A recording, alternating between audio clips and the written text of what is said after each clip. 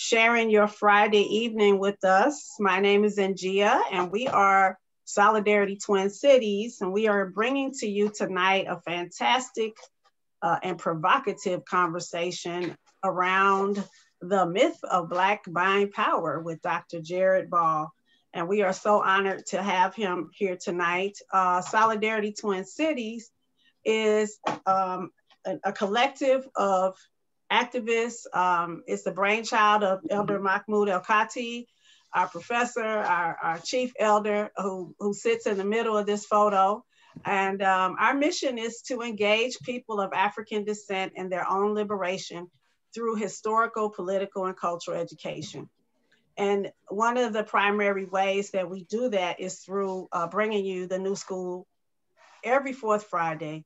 And so we have amazing lineup this year. We started with January, Resma Minikim, and tonight we have another amazing speaker, and you're gonna find that every fourth Friday, you wanna be right here at the Nu Skool. So these are our dates. You can find them on our Facebook page.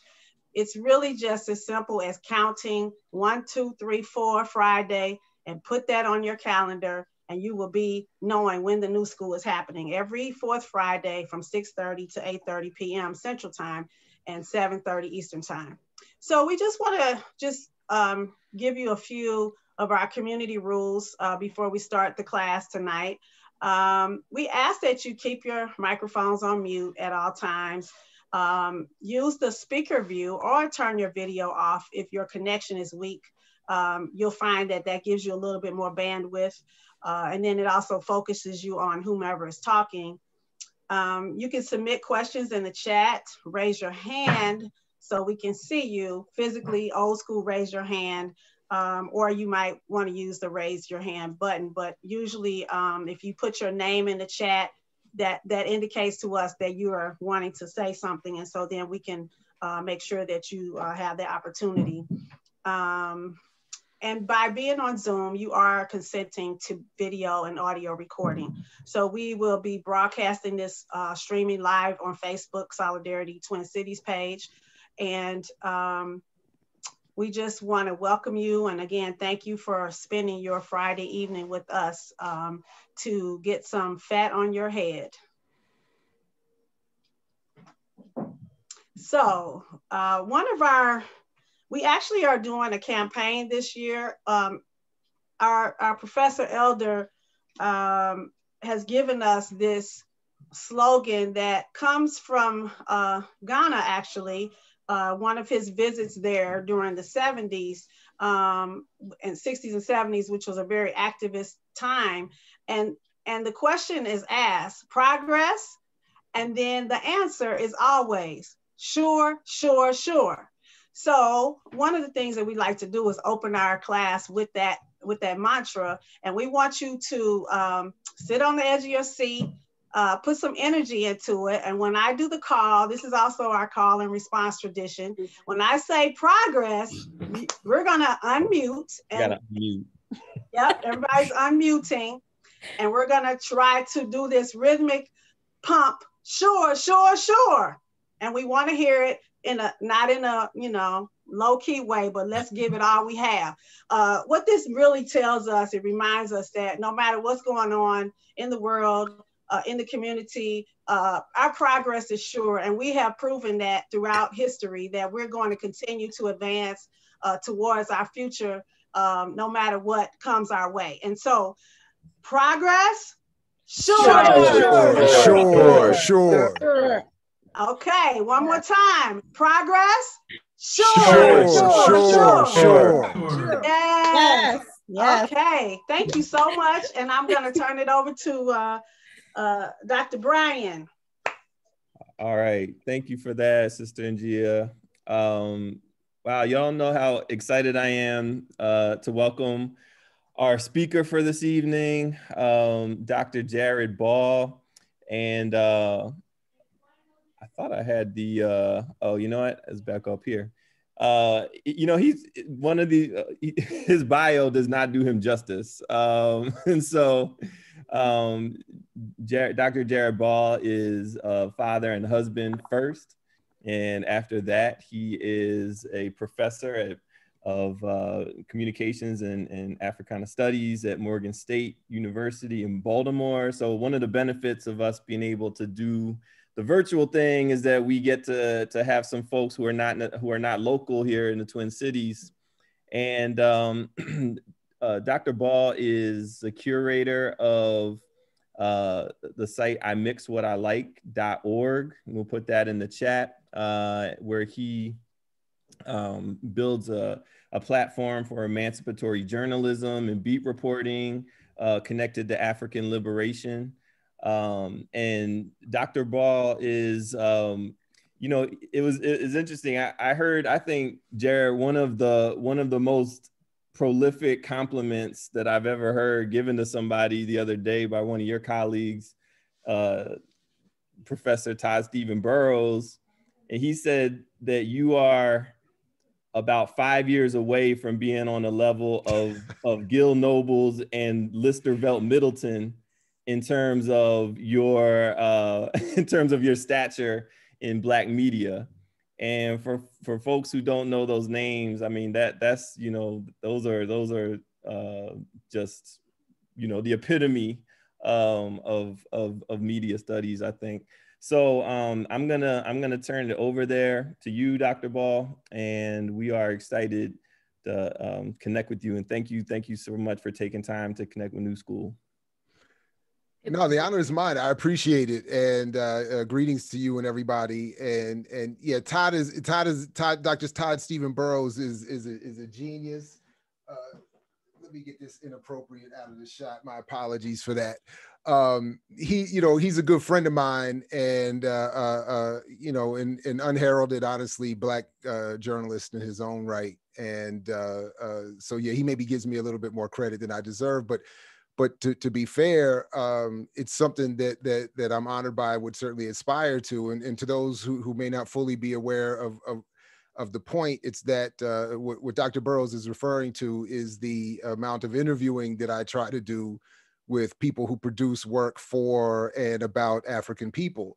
Yeah, at imixwhatilike.org, I am proud of the catalog we have of I mean, it literally has to be thousands of hours of audio and video of original interviews and panels and debates and music and mixtapes. I mean, just a whole bunch of stuff, just as I and my colleagues try to seek those folks out and document them. And Lister Velt Middleton, again, he did a great show called For the People, where if you ever just look at his work on YouTube, you will see the entire, at least for people of a certain generation, coming up in the 70s, 80s, and early 90s, you would see every major Africana thinker interviewed. And then if they weren't interviewed by him, or in addition to being interviewed by him, they certainly would have been interviewed by Gil Noble up in New York, who for I don't even know how many decades working with ABC, I believe, or one of the major networks, but somehow he was able to do on those networks what no one, I think, could ever do again in commercial media. So, what I thought I would just do is I'll just give a brief overview of the argument of the Buying Power book, and then invite a conversation or, you know, questions, criticisms, conundrums, catechisms, cacophony, calumny, whatever. But the short of it is that, you know, and in fact, just today, I have a Google alert set on Buying Power, just to see what and just today it came up again where it's being alleged, again, without attribution, without explanation, without reference to the data, to the numbers, or anything specific, that Black America will have, Black consumers in America represent $1.4 trillion in buying power. Now, then oddly, almost accurately in almost in a desperation to express the contradiction in the story. The second half of the sentence says, but the average Black American family holds less than 15% of the wealth of the average white American family.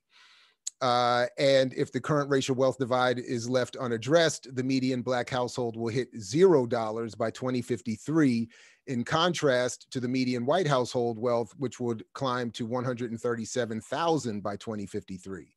So in that one couple of sentences there from a story that just came out literally earlier today, we see encapsulated the entire breadth of the myth, the contradiction, and the confusion. Where on the one hand, without explanation or attribution or reference, it's just thrown out there as axiom, as unquestioned truth, that Black people have or represent $1.4 trillion in buying power. But then more accurately, it is described that Black people have no wealth. What is happening in that is a confusion of what buying power is, its origins, and why it's often reported this way in commercial press, Black or white. So the shortest version I could give for the sake of this conversation is that the reason this confusion and contradiction occurs is because buying power is not meant to reflect actual economic condition, reality, or strength. Power in the phrase buying power does not mean what power is we're often encouraged to understand that it means. It is not income, it is not wealth, it is not political power, it is not military power, it's not anything. All it is a marketing phrase, an advertising concept developed a century ago to help one, manage social unrest, to figure out through consumer cost of living surveys, which was the larger umbrella out of which buying power as a concept comes, to figure out how much, or rather how little can we pay working people to make as much profit for the wealthy as possible without those poor people or working people rebelling as a result of their inequality. So around the turn of the century, the 20th century, this was how they tried to gauge it. Pay them just enough so they don't rebel, but we can still make as much profit. In the 1950s, particularly through the work of John H. Johnson, the Black founder and owner of Ebony and Jet magazine, and I'm skipping stuff, we'll come back to it hopefully in Q&A or conversation or whatever. This concept becomes weaponized because what Johnson realizes is if I want to capture more of the corporate ad revenue being spent on commercial media, which today is about $500 billion or so every year, I have to be able to convince these white corporations spending their ad revenue that my Black audience can afford to buy their products.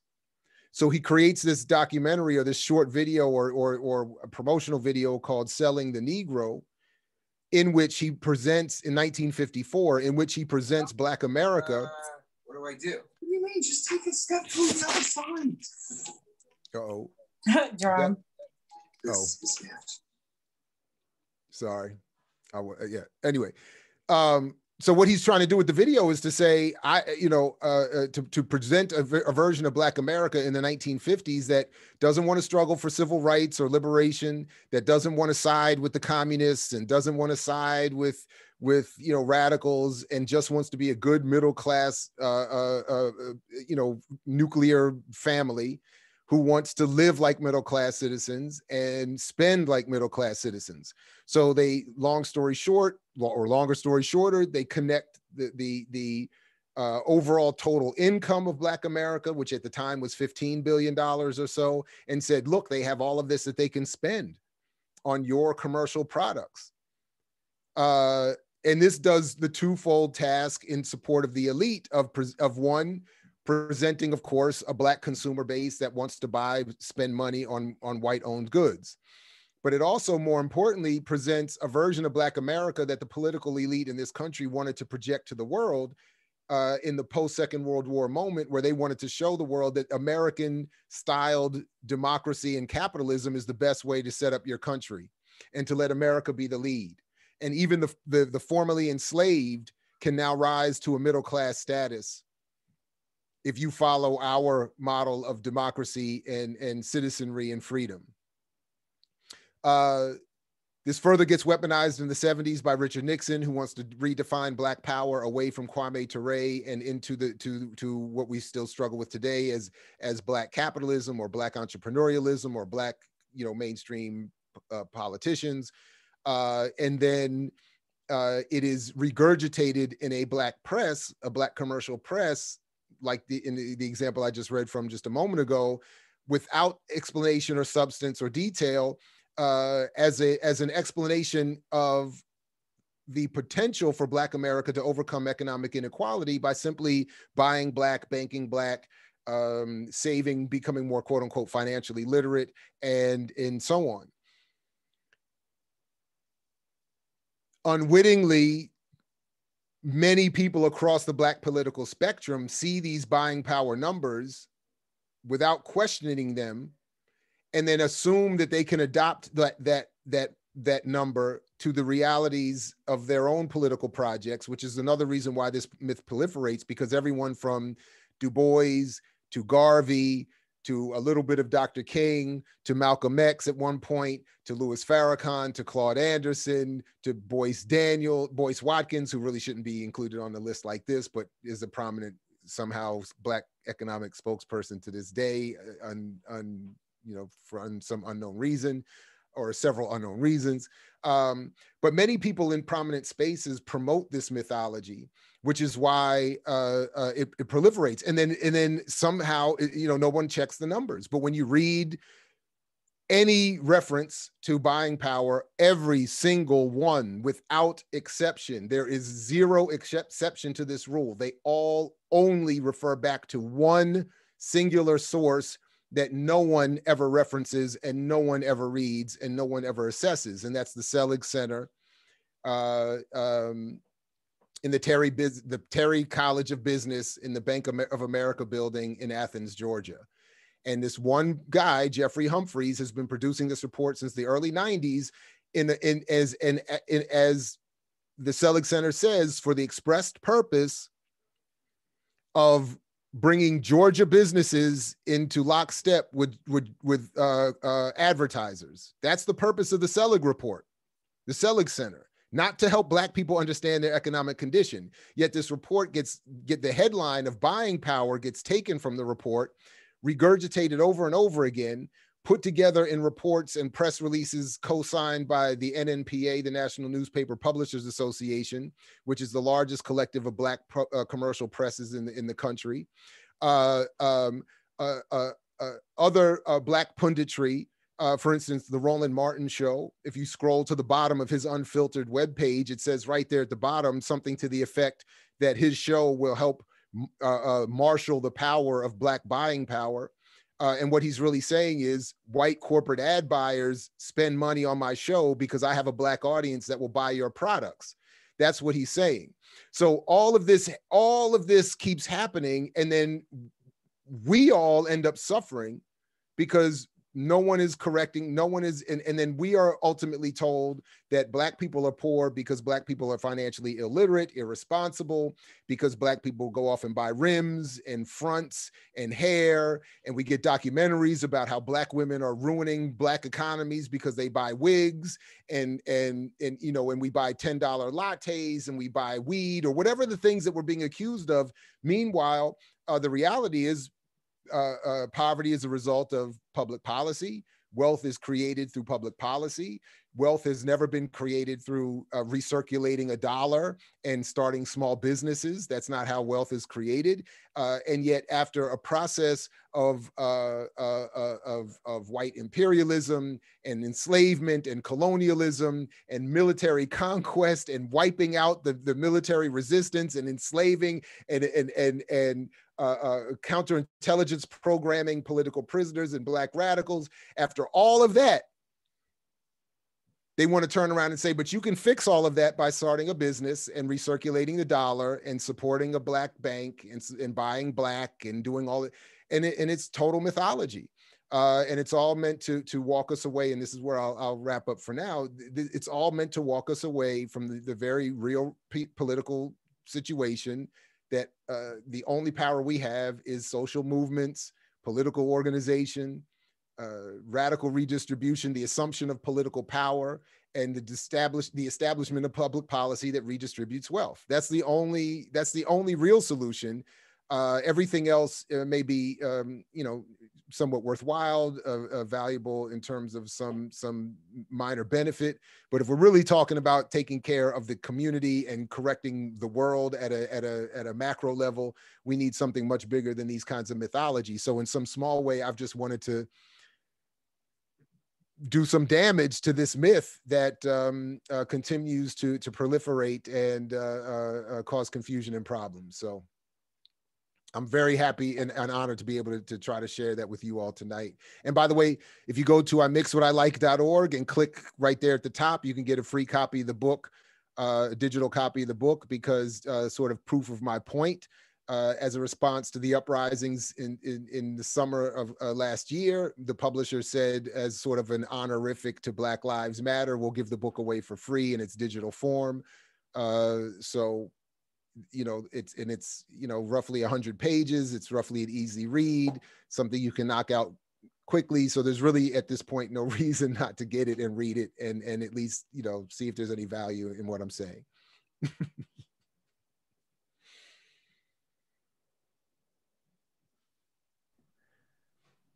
Jared, you want to open it up for some Q&A? Oh yeah, sure. I didn't know if you wanted to take over, but yeah, absolutely. If there's any, comments, questions, queries, conundrums, catechisms, cacophony. Oh, I have time, right? Oh, sorry. The background and foundation. So was I not, is there more, help me out. I appreciate that. Is there more, what in terms of background and foundation would you talking about in terms of the development of the myth and all of that? Yeah, I mean, you definitely have some more time if you want to delve into that that arena. Well, I mean, sure. Essentially that was well, I guess again, after the Civil War and during and Reconstruction, I think oddly and sadly, the labor force in this country was much more organized and was much more vibrant than it is today. Across racial lines. I'm not saying there was obviously there was no utopia, but I'm just saying people, I think, were a little bit more clear of the condition and were a little more organized. And it was interesting to read in one of the books that I read in preparation to write this about the history of the Black Bureau of the Bureau of Labor Statistics. They talk about how at the I think it was right around 1903, there was this big uprising in the among working people, and part of the argument was they were saying at the time, look, we have been aware over like the last 10 or more years that we as a working community in this country have produced so much in goods and products. And we have made so much wealth for those in power, and yet, and I believe they even used the phrase. They may have, I think they may have used purchasing power, but they said, our purchasing power has not increased. In fact, they said from 1903 to 1904, I believe it was, their purchasing power had decreased, meaning the money in their pocket was of less value despite producing more wealth for those who own the economy over the 10 or so previous years. So what the business and political elite again came together to say was, well, we need to create a Bureau of Labor Statistics, and we need to create a cost of living survey, and we need to really draw down on how we can, really identify the buying power of a community so that we can continue to exploit. They didn't use this quite language quite this way, but the point was so that we can continue to exploit working people without them rebelling. Similarly, the concept was sort of taking hold among primarily a Black business class that was emerging, because one of the mythologies, by the way, is that, Black people today aren't doing well economically because, through enslavement or colonization, Black people have just lost an entrepreneurial spirit and, just have lost a business acumen, just have not really understood how to operate in a capitalist economy. And that's never been true. From the moment there was a slight raising of the boot off the neck of Black people in this country, any number of efforts to improve their condition took off, from the most radical militant armed insurrection versions to, a Black capitalist entrepreneurial version. And even then, I cite in the late 19th century, the first Lori Little, I believe, if I'm saying it correctly, if I have it correct, if I remember correctly, the first Black woman lawyer barred in the United States, she was saying at the end of the 1800s, from the perspective of a business class, that the buying power of Black Americans needs to be respected and improved. And of course, at least part of her bias was that she was a Black business owner in conjunction with in groups in what was it, the Negro Business League or something like that with Booker T. Washington. So they had a business. They have a class bias with in focusing on buying power, because the idea was, well, if all the money that Black people spend on white stuff comes to me, the best end of it is I can do better for other Black people. The worst end of it is I could just get get rich in the way some whites got rich. But as I was saying,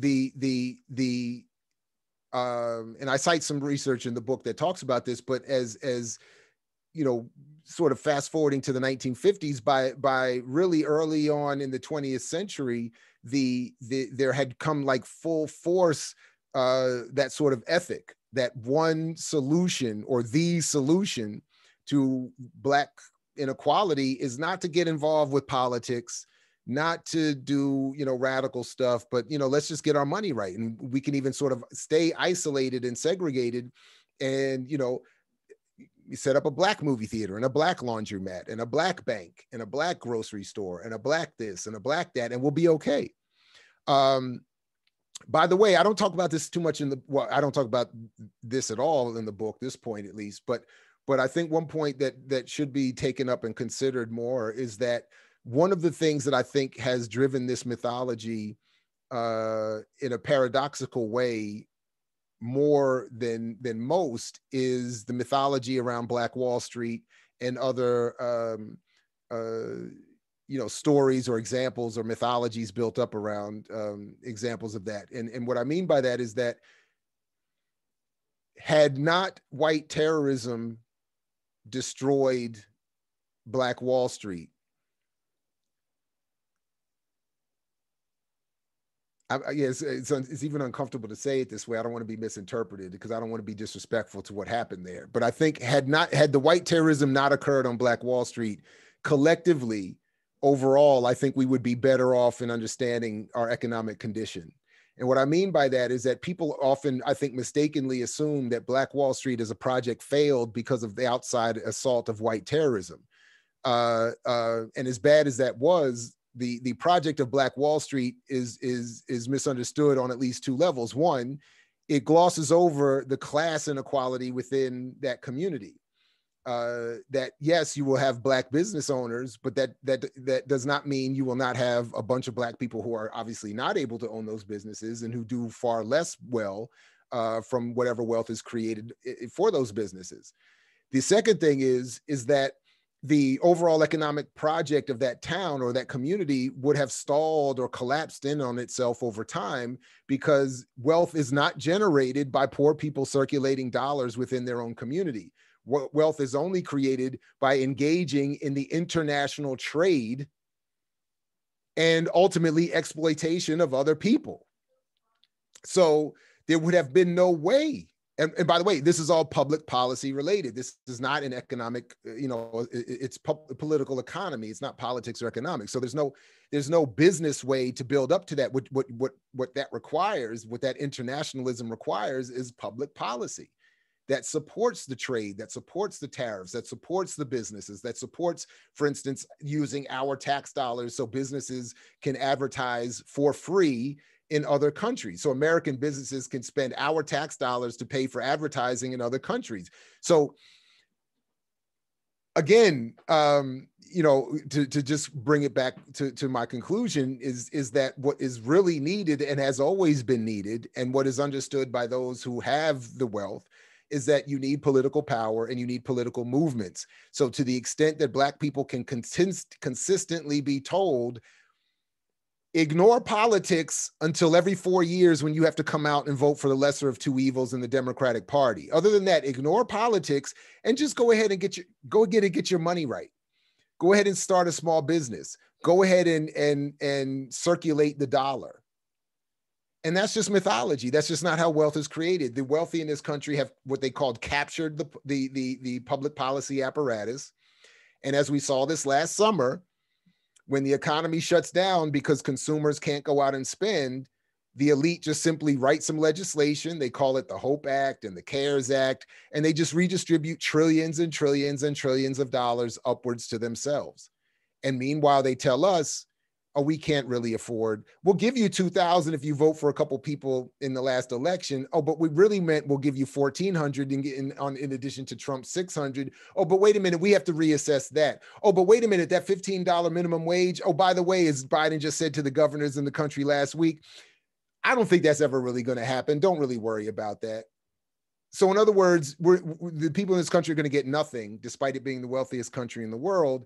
And yet we're constantly being told that Black people, that is, are being told that this kind of inequality can be addressed if we just simply start businesses. The last thing I'm going to say about this for now is I just contributed to a paper on this, on the condition of Black businesses. And this one fact that one of my colleagues found for the paper is, it just keeps ringing out to me. Between 1992 and 2012, Black people in this country created more than 2 million businesses. And in that same time period, the capture of those Black businesses of the total national revenue generated by all businesses went from a total of 1% to 1.3%. So my point here is, it's not an issue of Black people not starting businesses or not wanting to be entrepreneurial. It's about Black people not having any money, not having access to investment, and not having the sufficient political power through organization and movement building to make all of that a reality, despite the fact that others don't want it to be that way. You cannot change the way people, you cannot change the social relationships or the relationship to the economy by starting a small business and buying Black and banking Black and all these other mythologies that are intentionally promoted to us. Because, and maybe we can come back to this, is another section of my book addresses, the number one function of media in this society is to propagandize us, to manipulate our public opinion for the wealthy. That's, so almost every discussion that involves a claim of economics or whatever is always going to be fit to that function and that purpose. And that's why so much of what we get in this discussion is just complete and utter mythology and nonsense. Cool. We definitely have some questions coming in. Okay, good. For you. First, Teresa asks, how do you propose Black political power is built without financial power? What is the lever? Again, that's part of the mythology that you can't have political power without money. That's exactly done by design, because only a handful of people have money. And are able to manipulate the system in that way. So the rest of us are being told that because they know that we don't have any money and can never catch up. As I pointed out, with using the microcosmic example of my book being made available for free, is that it was people, even in a disorganized way, largely people bouncing out into the streets, shutting things down, making a lot of noise, disrupting society. that made the people in power respond. Now, because that effort this summer was largely disorganized and unsustained or insufficiently sustained, the response of those in power was largely symbolic, taking knees and kente cloths and putting Black content on Netflix and Amazon and all that other silliness. But the reality is that's where the real power is. That's where power is always ever been in organized social movement. So the first thing everybody has to do is join an organization. The second thing everybody has to do is make that organization more left and radical and militant. And that only occurs through political education, through study, through off-camera, off-the-record, study groups, and the real hardcore work of building movements. It's not easy. It's not simple. It's not glamorous, but it has to move beyond hashtags and event planning and even becoming uproarious for a time, and then largely quieting down. So that's what it takes. That's what, by the way, there is, even as I mentioned, all of the breadth of the Black political spectrum that has at one point or another supported this myth, there is also no example of any group who really did push advance and change in this country who did buy into this and that associated mythology. So whether it's King, Malcolm, the Panthers, or any other militant group, or even less militant groups, and no group has advocated that this be part of the plan who was at least left of center. And by the way, as I point to in my book and some of the research and some books that do even more on this particular subject, one of the more pernicious elements of this mythology is that it's even been Black conservative state and Ivy League sponsored economists who have themselves said buying Black and pulling ourselves up by our bootstraps is all economic mythology. But those people are also simultaneously erased, because most of the people doing the talking about this subject are not economists, by the way. There are no economists who tell you that buying power is a solution. There are none, by the way. You know what? I'm just thinking I should have made that point that way in the book. There are no economists, right, left, or center, that tell you that buying power is a solution. The only people who say this are non-economists, non-activists, non-students of political economy, non-students of capitalism, and who are themselves pro-business, wannabe Black capitalists or owners of Black commercial presses. Those are the only people who run this. They just have a lot of microphones right now, so and have for a long time, so they get heard a lot. But there's no, so no, there's no pathway that says get your money right and then get your politics right. It's the exact opposite way. It's the exact opposite way.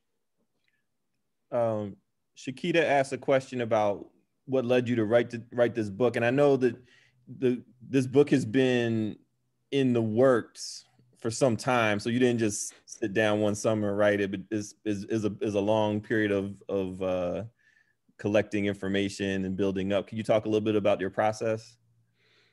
Yeah, well, it is. I mean, the actual writing was about a summer's long, but the work that went into it, to your point, was much longer. Yeah, no, I mean, it started because as a member of grassroots organizations and a supporter of underground media and whatever, I just kept noticing this contradiction, because I'd be sitting in these meetings similar to this one, where there would be some of the most militant and intelligent people I've ever met. And we'd be having these radical, wonderful conversations. And then somebody would throw in there, man, we got this buying power, bruh. And I'd be like, wow, that doesn't, but wait a minute. We just saw a study that said Black people don't have any money. We just saw another study that said overall, nobody has any money. I mean, Oxfam just said, what was it, a couple of years ago? Oxfam said, what is it, like 2% of the planet has 90% of the wealth, some crazy, something like that. So nobody has any money. So in all these other studies, nobody has even $600 for an emergency in their bank. No, everybody's living off credit. Everybody's living off of an Instagram, Facebook life. Nobody's living like this. Nobody. Everybody's struggling. So I'd be sitting in these meetings like, what is this buying power nonsense? And then just as whether I looked at it on the side academically or journalistically, I just started to notice a pattern. Where is the data? Where is the citation? Okay, this one says the Selig Center. Okay, well, this one says the Selig Center. Okay, this one says the Selig Center. Wait, this one says the Selig Center. This one says, there is no, I don't think there's any form of inquiry that anyone can take on any subject where the only source for the claim is one. Now, I say that, and I'm the only one I think saying that buying power is a myth, so maybe I'm contradicting my own point. But, but I'm saying, like, if you look at the sources, at least, I mean, you know, at least in mine, I paid the $125. I got the Selig Center report. I read the thing. They say in their own report, we have no way of assessing the buying power of Black people or any group. These are all estimates. They're all projections. They explain no methodology. There is no, they say this is not about income. It's not about wealth. They say it's about, you know, it's an ad report. It's a marketing report. It's not, but then they don't correct it when it gets reported in the press, like Black people have this strength and anyway, so I don't know. I just been trying to, and then everywhere I go, I mean, anyway, everywhere I go, it comes up, and every time I see somebody talking, it comes up, and very even famous people come up and talk. You know, Louis Farrakhan. I mean, any number of famous Black people speak, and they run a version of this myth, and it's just. So I kept anyway, but as I just kept looking at it and looking at him, like there's no, I just started to see how it generates and gets regurgitated. And I said, you know, I have, you know, let me at least finally try to put this in book form and offer it out this way. And, you know, but by the way, one more quick point on that, if I could. Just this last month, Maggie Anderson, the woman who co-wrote the book with her husband, My Black Year, about buying Black and all this stuff, she gave a lecture at Emory College in Atlanta and ran it again and said this whole thing again. And she appropriated falsely Dr. King. And she said the reason we've never heard Dr. King talk about buy Black is because she said he didn't have to, because the Black business community was always there helping him be his audacious self. And then I looked it up. And in fact, in his last book, Where Do We Go From Here, Chaos or Community, he does say very specifically, buy Black does not work. So not only, this is sort of my point, not only do people misappropriate past leadership, they do so entirely falsely and entirely misrepresent the claims in the history to falsely promote a Black business, Black capitalist endeavor draped in some sort of radical symbolism. And it's just, and that's another reason why I wanted to write the book, because I'm actually offended by that kind of stuff. And I think it's gross. And I think they need to be checked and challenged. So, yeah, anyway, that's why. Yeah. And I mean, the amount of content you have on I mix what I like with you debating, you know, the heads of banks and I mean, it's just, it's astonishing to see. And that's in the book too, by the way. And it's really insane. I encourage people to check that out because it's crazy. And there's a video of it too on you know, I Mix What I Like is now part of Black Power Media. So if you go to our YouTube channel, you can, I mean, or just, I'll send the link if anybody wants it more directly. You could watch this guy, watch the president of a Black bank, not understand buying power, not know what gross domestic product is. Either he doesn't know or he's lying. And in either way, he's horribly ill-positioned to be telling Black people about their economic condition. It's really messed up, man. It's really messed up. Yeah. Jonathan's asking, have there been any good that comes from buying Black for Black community, or should we just consider buying Black a mechanism to sustain capitalism?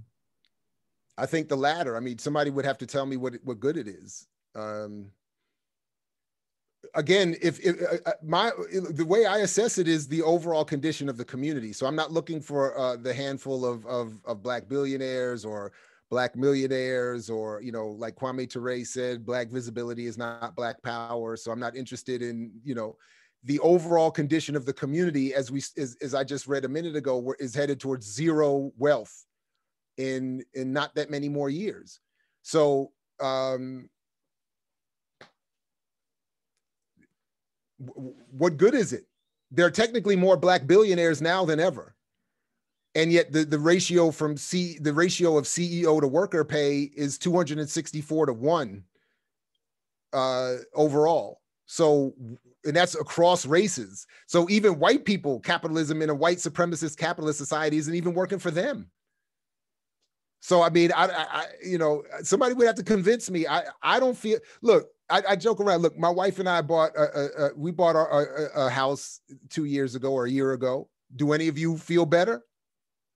How do you all feel? 7 years ago, I bought a new car. How did that make you feel? 7 years ago in April, how did you feel? I mean, it's silly. Like, I mean, it doesn't, anyway, I'm sorry. It just doesn't make any sense. It's just, yeah. So we got a longer question here from Bill Hart.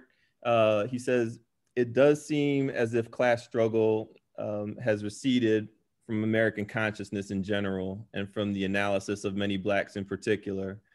A certain kind of race reductionism seems to be more ubiquitous now than ever. Certainly the collapse of unions has something to do with this question. What else do you think might account for this failure? Why can't we think anti-racism and anti-capitalism at the same time? Is it about it's about politics and political economy, he says.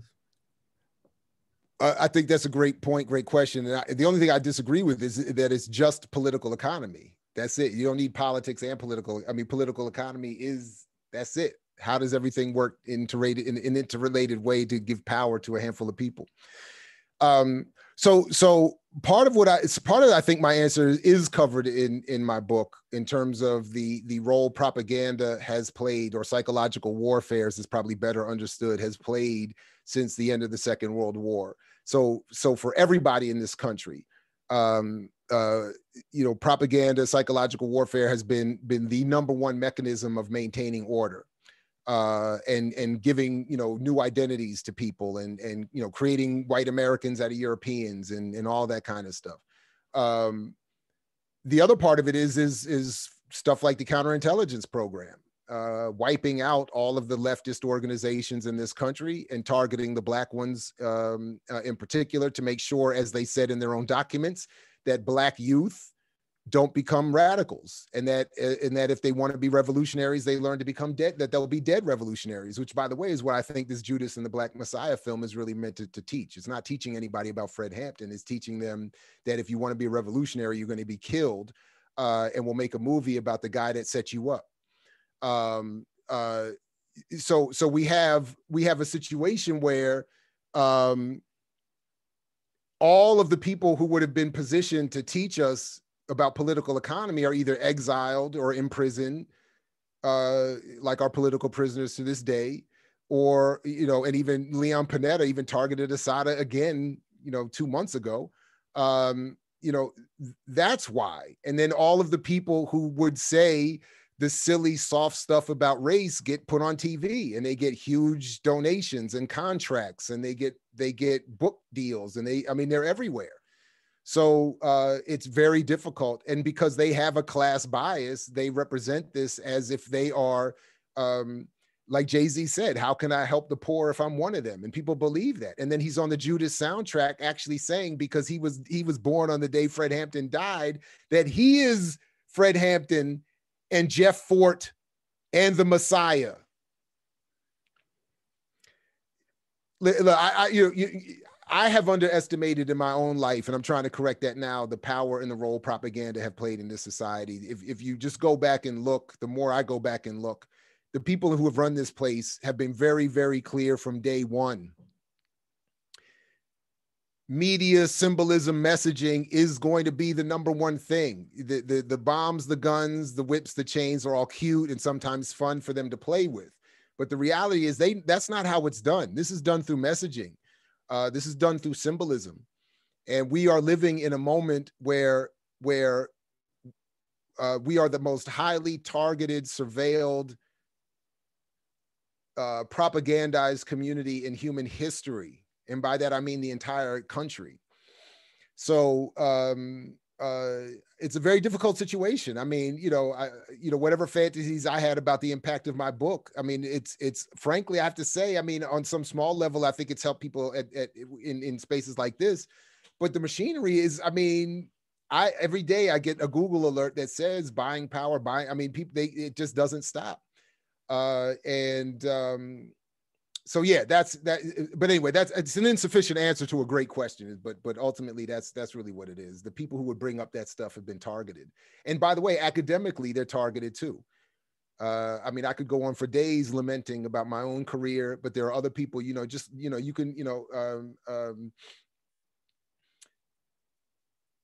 anyway, it's rough out here if you're trying to tell the truth in any capacity. So it's, yeah. You going hard on this, Dr. Ball. Yeah. We appreciate it. Am I though, really? No, I'm not. I think the critique of the Fred Hampton movie, might have hit people. I mean, but you all know it though. I mean, I'm not telling anybody that you don't know. I mean, it's not that hard to see. It's not that hard to see. Well, I'm playing around with you, but I know.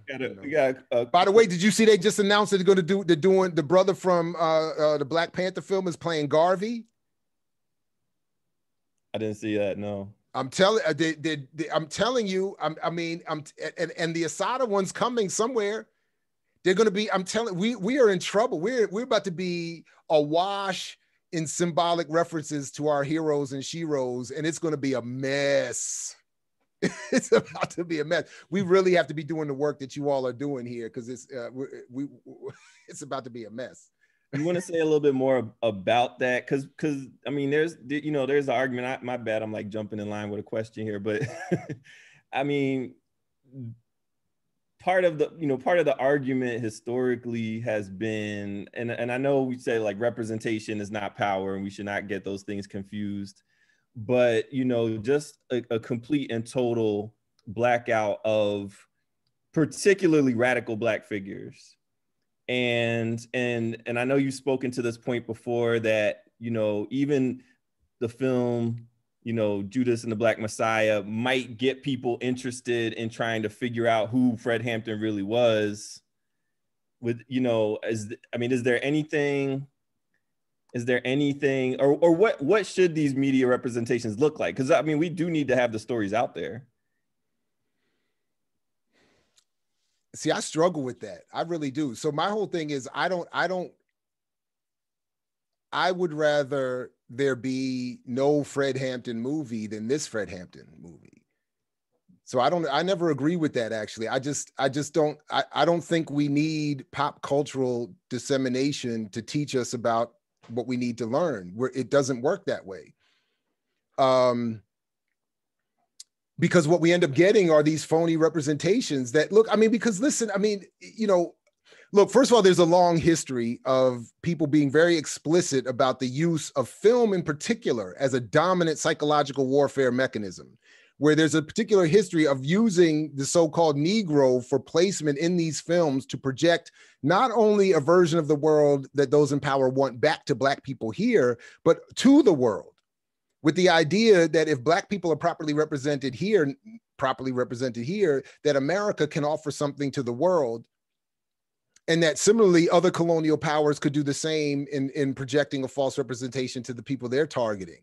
So we have to remember that the same context that produced a need for Fred Hampton and produced his assassination exists today and is now producing a story about Fred Hampton.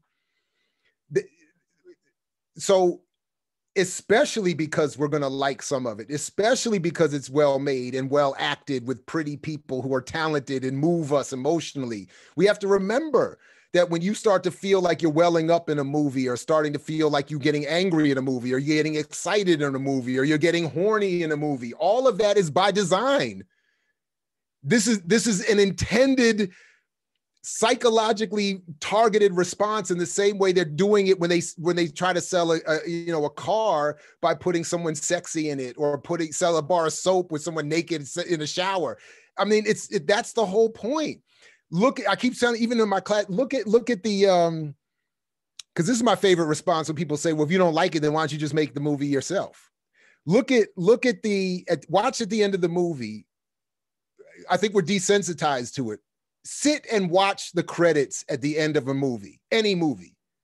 The worst movie you've ever seen has credits that roll for like 10 minutes. And what that's saying is hundreds and hundreds and hundreds of people have worked meticulously to put this piece of crap together, to make sure every light and every piece of clothing and every story and every edit. So even when it's whack, it's by design or been worked on by all of these people. So the idea that the end product is either an accident or not foreseeable or predictable is just, and then ultimately we have to be able to disseminate our own stories on our own. I mean, we can't keep waiting, and then, so what are we saying? If we don't get a movie about Claudia Jones, we're not going to learn about her? Are we saying if we don't get a movie about the Black Liberation Army, which we won't, are we not going to learn about it?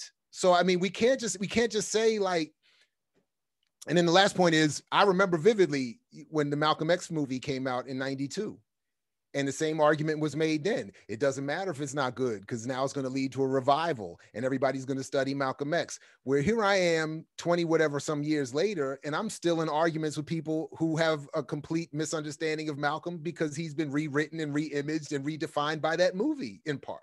So I don't. Tribe Called Quest had a song about Steve Biko, or at least Biko's name was in the title in the 80s. There was no Biko revival and revolutionary movement of Black consciousness as a result of that great track. So we can't, I don't know. Anyway, I just, yeah, it's an unpopular opinion, but it is where I am, Good point. I remember you saying, this idea that it's not what you like, but, it's the logic behind it. It's the what's being sold to you is the real question, and they're not going to sell us our liberation. No. Yeah. We probably have time for a few more questions, and then we will do some breakout groups on our own here. Are you good for a few more questions, Dr. Bo? Sure. Okay. Question from Ngia. What is the economic smokescreen around COVID-related funding, the billions of dollars going to the super rich? How can we unpack how these events are manufactured to keep reshuffling the pot to the rich, the oligarchy? Also, how have we been led into the electronic monetary system in ways that allow capitalists to have maximum access to whatever money we do have by all of the electronic means connected to our accounts, et cetera? It's a lot, but. It is a lot, and there are a bunch of good stuff in it. I think that the only real solution, at least initially, is to develop a movement that says politically, at least as a first step, I don't really care how the wealth is getting created right now, but if you create wealth in this country or in this world, it gets redistributed. So that because then the next step of, well, how is wealth created and what constitutes wealth can maybe be discussed and challenged. But I don't know. I don't know how to get the, and then the additional smokescreen of the consolidation of our media environment and et cetera. I mean, even if you start to raise questions on, for instance, YouTube about COVID and financing, you will get we already got our YouTube channel we just launched as a group only, I think, a couple of weeks ago. We've already been warned because one of our hosts raised the question and just simply said, raised that very question, basically. what's going on with COVID and how is it being financed, funded, and where, why are the same patterns of wealth accumulating upwards occurring, and we don't know what's going on. And we got a note from YouTube that said, this is your one warning. Next time we're going to put you on a 2-week suspension, and the time after that, you're going to get your channel canceled. Now, and they don't, by the way, they don't explain how they reached the decision, who reached the decision, how you can easily reach someone to question. And so, I mean, it's a spooky moment. That's, again, the only way we could deal with this is to get offline and get organized, and move that way. It's a terrible answer on my part, but I really don't know.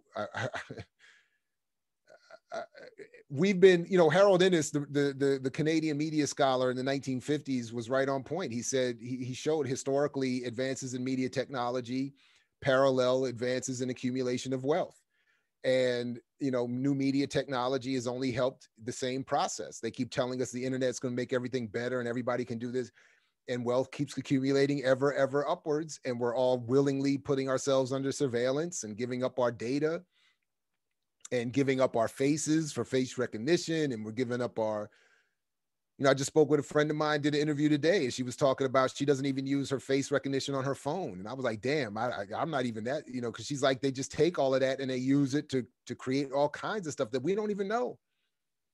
So and at the same time, they're going to give us a movie that says we're supporting your Black liberation movement with Fred Hampton and Marcus Garvey and stuff like that. I mean, I really don't know, other than to keep doing what is happening here. All right. Anika asked, what are your thoughts on diversity inclusion efforts and people believing decreasing the wealth gap through advocating for $15 now policy or employment recruitment? Man, did you all see when Press Secretary Jen Psaki, I think it was last week, when someone asked, or was it 2 weeks ago, when someone in the press corps asked, something like, well, what's up with your girl Janet Yellen taking money from the people she's supposed to be overseeing? Did you see what Jen Psaki said? Jen Psaki, I think her first response was, we have the most diverse cabinet in the Biden administration, and Janet Yellen is the first woman Secretary of the Treasury, or something to that effect. Like, her whole point was, look at the fact that this is a woman and not at the fact that she's ripping you off while pretending to oversee the people she's getting paid hundreds of thousands of dollars to give speeches to. I mean, it's crazy. And then they hire, what's his name? Is it Lloyd Austin? The Raytheon brother, the military industrial complex brother. And then they go in front of the Black press, and Biden says, I have the most diverse this, and Lisa Thompson Greenfield, I think is her name, the Black woman. She's a Black woman. Oh my goodness. And, so never mind all of her high finance. And by the way, her job is to go around the world and create public policy for her rich buddies that pay her to go do that.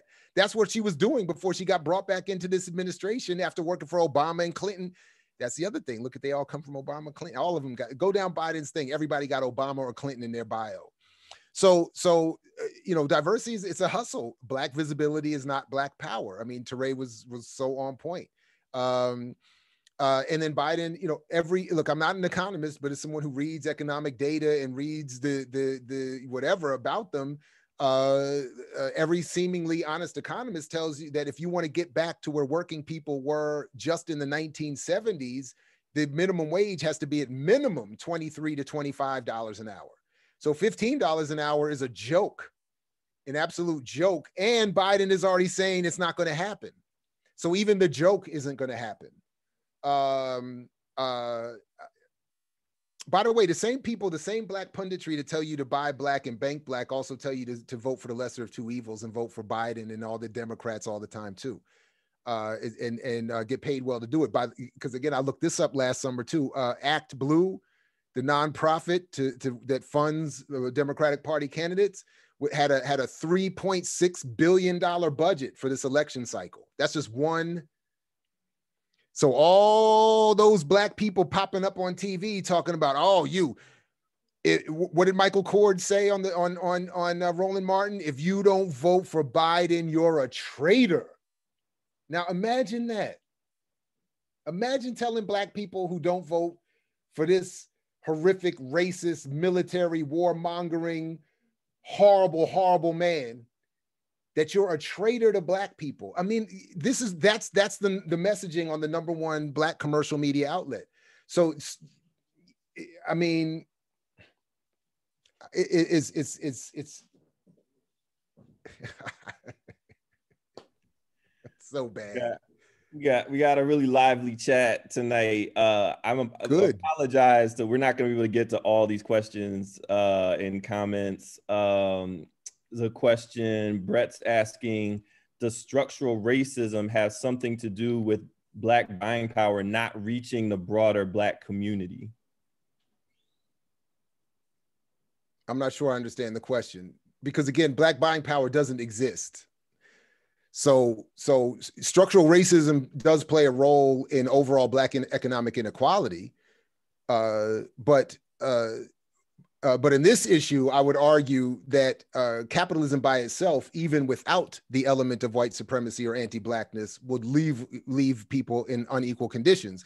This is why, again, even in a strictly white context, Karl Marx developed today what still exists as the strongest criticism of capitalism, because he said, white working people, Marx got kicked out of like 5 European countries because they didn't want him around telling people that white people are being abused. So he wrote a facetious letter to, I think at least it was sarcastic given his humor, to Abraham Lincoln, and said, thank you for freeing those Negroes, because now you freed all the white working people in Europe.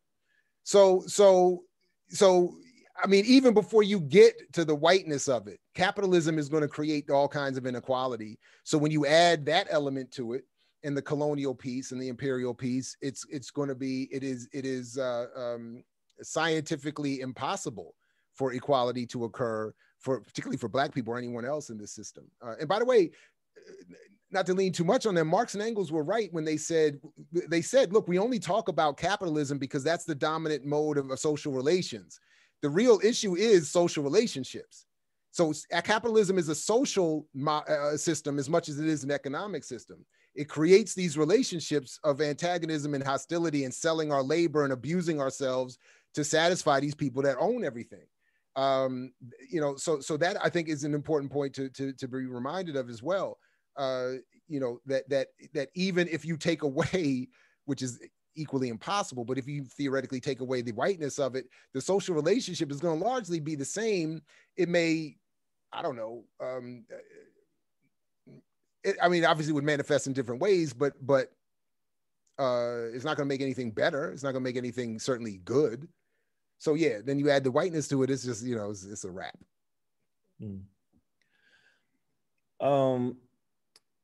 So I mean, I know there's just, I'm trying to scroll through and look and see if there are. I saw a good one about non-Black. What is this about non-American Black people taking roles that could have gone to Black people? Let me say this real quick. Let me just say this real quick, so at least we're very clear. This Black, non-Black thing is a conservative COINTELPRO-like intelligence agency styled operation. Only 5% of the enslaved were dropped off in the United States. Our families, our communities, our literal bloodlines are all over the world and separated by phony, colonially inspired and developed boundaries that don't mean anything and don't mean anything to the white people that created them. They only care about them so that they can ease the colonial extraction. That's it. And they said it. I'm not speculating. This is their own. This is their own point. And if one of my favorite books goes back to Carl Deutsch, a white, European descended scholar writing about communication. He said in the 1950s, he said of the 1950s, while Black people were decolonizing and setting up their independent countries, the European world was creating supranational communicative networks and relationships that would basically make those individual independent nations irrelevant. Huey Newton said himself, there is no national boundary to which we can decolonize. The media themselves, he said this in the 70s, the media themselves cross borders So it doesn't matter. And then, by the way, if we really want to get down to it, who played Steve Biko back in the day? Denzel Washington. Who played Winnie Mandela? What's her name? The singer. What's her name? I can't even remember her name. Jennifer Hudson. Who played Idi Amin? Forrest Whitaker. You know what I'm saying? So we really need to stop this nonsense that people want to say. You know, again, the bigger question is, what did the real people being depicted work for and try to do, and what ideas were they working with? The question shouldn't be what is the background of the people playing them in a movie. That part. And because, by the way, all of those people I mentioned were Pan-Africanists who wanted to unite African people from here to there. So they wouldn't have been, I mean, anyway, Derek Luke played a South African revolutionary in Catch a Fire. I mean, come on, we could go all day. We could go on and on all day. We got to stop this. They set up literally the same three white people. Was it Thomas Jesse Jones, E.K. Oldham, and there's one other one. They literally set up the education systems through the entire African globe, the entire African world, all on the colonial basis, all on the basis of dividing us, all on the basis of creating this kind of confusion and dissension. And meanwhile, they walk off with all the damn money anyway. So, anyway, we really got to stop. We got to stop that. We got to stop that. Woo. So, yeah, Nu Skool, you know, we always want to be able to have some time for folks to talk with each other. I know we come prepared with questions, but I feel like there's so many questions in the chat that we could probably just put folks into breakout groups, and I'm sure the conversation will commence. Dr. Ball, do you have, I guess, like a concluding thought? I mean, we've been touched on so many points. Do you have a concluding thought on what happens on, what do we do Monday? I don't know. Keep doing what you're doing. I mean, this is what has to happen. I mean, seriously, I mean, we have to look, I have ideas. We all have ideas. I think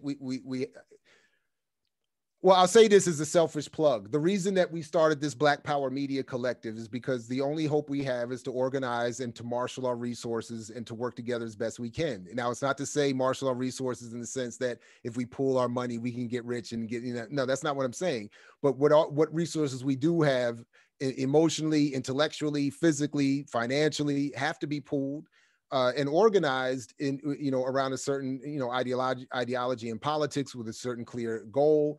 And then all of the people working in those spaces have to try to, educate and radicalize each other and move to the left, ever to the left, ever leftward. So it's a small thing, but I think that's what we have to do. So today, tomorrow, be in a collective, be in an organization, and keep pushing. I really, it's such a bad answer, but that's really the only thing I think that really should be emphasized and said at this point. And then once everybody is offline and, on the same page, then all the real questions and answers can come. So I think at this point, we just have to advocate that be done and stop looking for our answers in commercial media product. They look good, they sound good, they're entertaining. I watch a lot of dumbness. I'm not some, media purist, even though I'm teach it and study it. I'm not claiming that, but we have to be incredibly, why do you like what you like? And how do you know what you know? I mean, we have to interrogate our preferences, as a former professor of mine that I hated and hated me used to say, but he was right about that. And just keep, and listen, I love that. I love that you invited me to this. And if any of you ever want to follow up, I'm easily reached. We can, even, build programming around it, whatever you all want to do, at I Mix What I Like in social media, or I Mix What I Like at Gmail. If you want to email me, I'm easily reached, sometimes a little slow to respond, but I would love, anyway, I'm honored that anyone would even consider building off of my arguments, and I appreciate that. And Brian, man, many thanks for this, man. I really appreciate it. Yeah, no, we're so incredibly humbled and excited to have you out.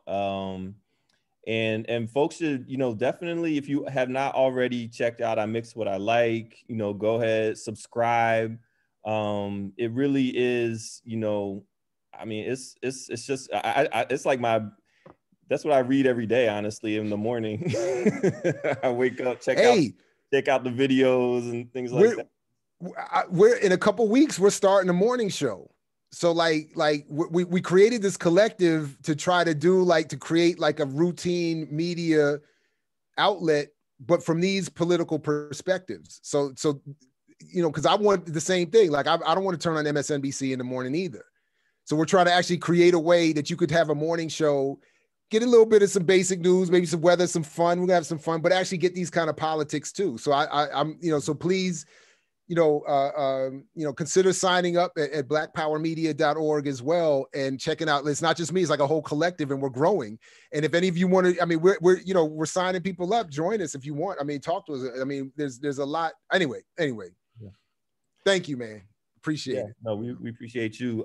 So I'm gonna open up the breakout rooms, and so folks can head in there, and we'll be in there for about 15 minutes or so and then we'll come back and have a little bit more conversation. Exactly. So I'm gonna go ahead and open them now. And the post discussion questions are in the chat, so someone please grab them. In what ways have you experienced